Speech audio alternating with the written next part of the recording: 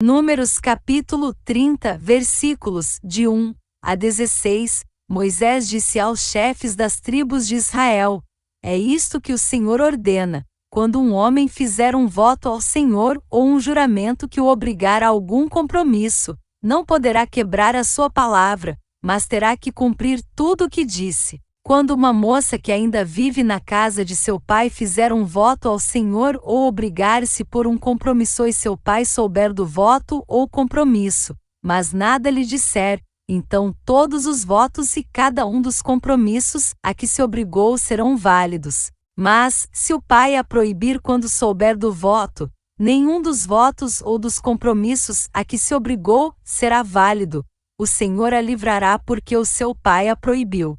Se ela se casar depois de fazer um voto ou depois de seus lábios proferirem uma promessa precipitada pela qual se obriga a si mesma e o seu marido souber, mas nada lhe disser no dia em que ficar sabendo, então os seus votos ou compromissos a que ela se obrigou serão válidos. Mas, se o seu marido a proibir quando souber, anulará o voto que a obriga ou a promessa precipitada pela qual ela se obrigou, e o Senhor a livrará. Qualquer voto ou compromisso assumido por uma viúva ou por uma mulher divorciada será válido. Se uma mulher que vive com o seu marido fizer um voto ou obrigar-se por juramento a um compromisso e o seu marido souber, mas nada lhe disser, e não a proibir, então todos os votos ou compromissos pelos quais ela se obrigou serão válidos. Mas, se o seu marido os anular quando dele souber, então nenhum dos votos ou compromissos que saíram de seus lábios será válido.